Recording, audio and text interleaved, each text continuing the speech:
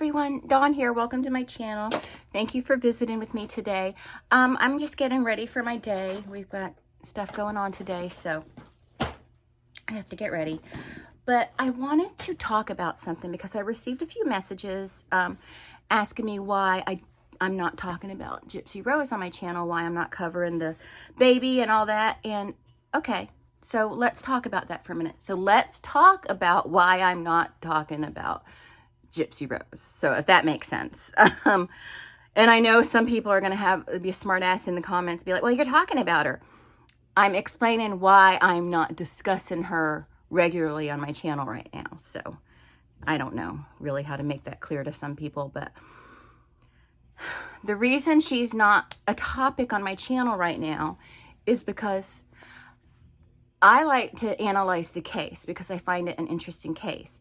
I like to look at things like the interrogations and notes and things like that and analyze that. I'm not here to talk about her baby and talk about how, no, her baby was born in July, her baby was born in November, her baby was born in hell. You know, I'm not here to say any of that stuff because that baby has nothing to do with the case. And I'm not going to talk about that. I don't care when the baby was born. I don't care who the baby's father is. It doesn't matter. First of all, it's not my business. And secondly, I just don't care. It's not a concern of mine. You know, in that regard, that is Gypsy's life. And it is not a concern for me. All these people, all these sad little creators just talking nonstop about Gypsy Rose now and the baby and their theories about the baby, they are bored. They are bored and they're bored and they want attention, you know, and I don't understand why it's so important to them to pick apart the baby situation. It has nothing to do with the case. And everybody wants to act like they care so much about the case, but they don't. They don't care about that because every single video is about Gypsy Rose, and when there's nothing more to talk about, they dig up ridiculousness that just doesn't matter. I'm not going to do that on my channel. I'm not going to do that on my channel. And it's silliness. It is silliness. I also don't talk about the conspiracy theories because they're ridiculous. They are ridiculous. I believe in Occam's razor. The most obvious explanation is probably the explanation. I don't have theories on, oh, well, Nicholas wasn't supposed to leave that house alive. Oh, Nicholas didn't actually do it. I don't have any of those conspiracy theories. For one thing, there's an explanation for why there isn't that much blood spatter. And if any of you would research blood spatter analysis instead of just jump off the gun, you would understand rest in heart rate, a body at rest, laying on her stomach. There are reasons why.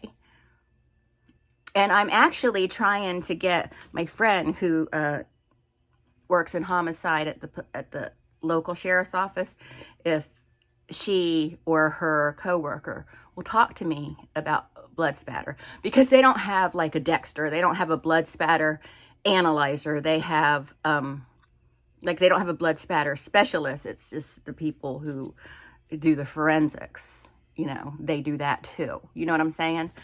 But yeah,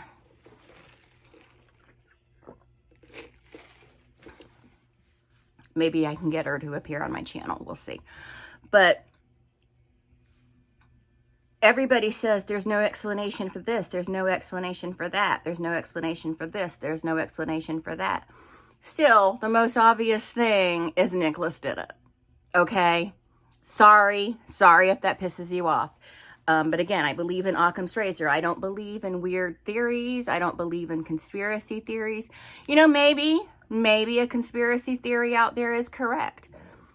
But if it looks like a duck and quacks like a duck, it's probably a duck. I'm just saying. And I do believe Nicholas did it. Okay? And here's the thing. Sure, he was manipulated. But he didn't steal a Happy Meal. He unalived somebody viciously, brutally, violently. You know, he I mean, I guess there's no way to do it not violently, but yeah, it wasn't, you know, it wasn't a simple little crime. It was serious. It was like the worst thing you can do to somebody. And again, yeah, sure, he was manipulated, but he was of his own mind. He knew right from wrong, but we're going to talk about that in a minute. But yeah, I don't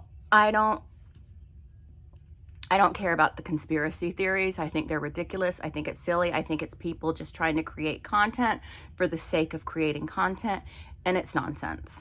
It's just nonsense to me.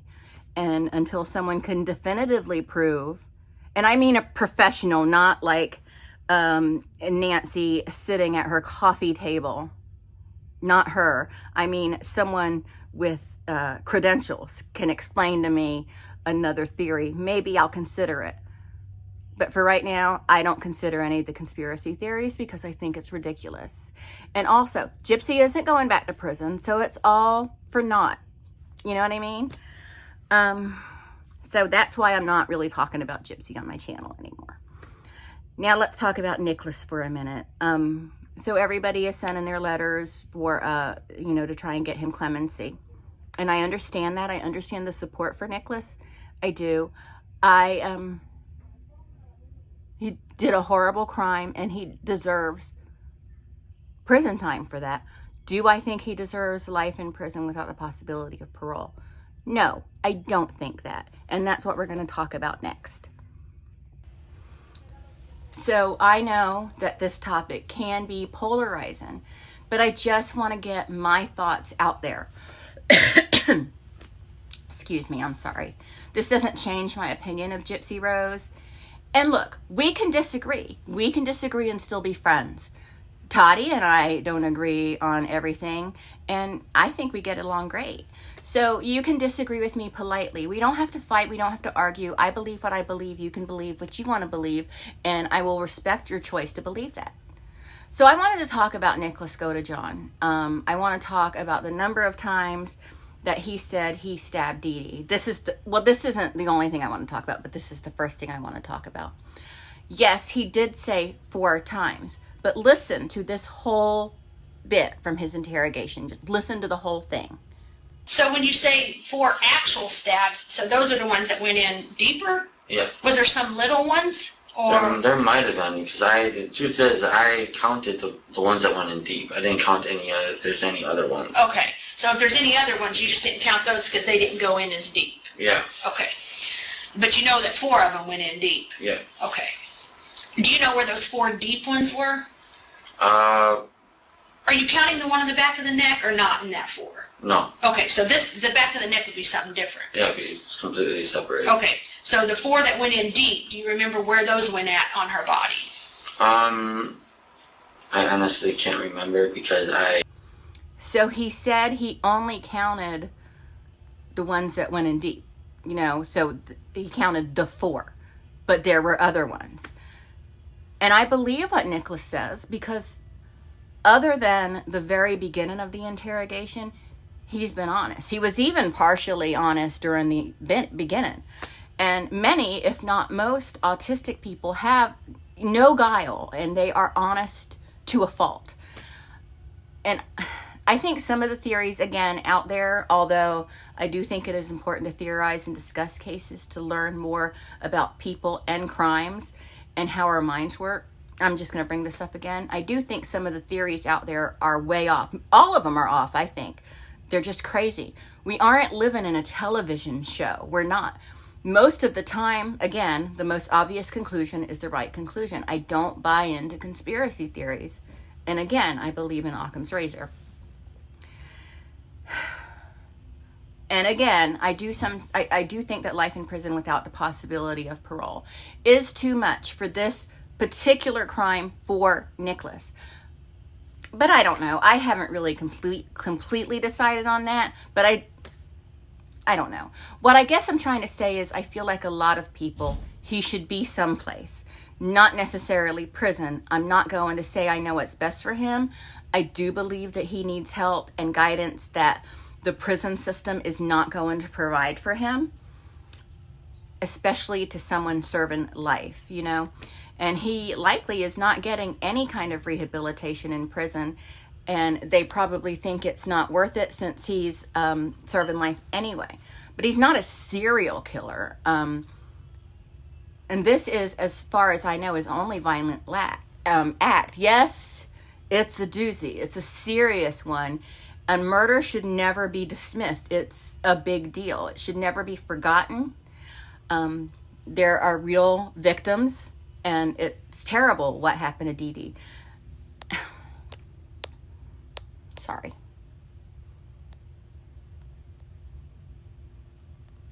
And there are people who have violently unalived children, even infants, who got slaps on the wrist, 15, 20-year sentences.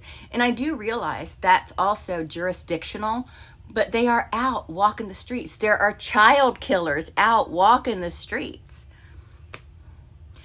But what happened to Dee Dee was premeditated. It was premeditated. I don't know if it was necessarily calculated, but it was premeditated, and that would imply awareness of possible and likely consequences, which I'm not sure he had, but it was premeditated. He knew right from wrong because he didn't want to do it, and he expressed remorse to the officer in his interrogation. He did. And I think that remorse should be taken into consideration as far as sentencing goes. But as of right now, he's got the sentence, the lower sentence that goes with the crime he was convicted of. So if he doesn't get clemency, the only way that sentence can be reduced is to reduce the charge. And people say he was just looking for love on the internet, and I get that. But it led to Dee Dee's death. And this looking for love on the internet didn't cause Dee Dee's death. It didn't. He was aware of this plan for over a year. And blaming autism is actually offensive to the autistic community. I have researched this. One autistic Redditor said, this is a quote, "They're creating an agenda against autistics, making it seem like we can't tell right from wrong." Another autistic Redditor said, "Just because I'm autistic doesn't mean that I can get away with terrible things."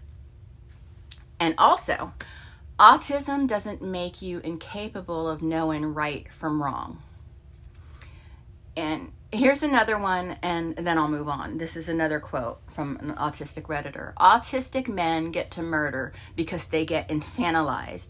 Autistic women get called obnoxious for talking 1 decibel too loud in public." And that is true. And I do feel people are infantilizing Nicholas. I do feel they are. And he was manipulated. Again, he was manipulated into doing this. Yes, he was. But it was murder.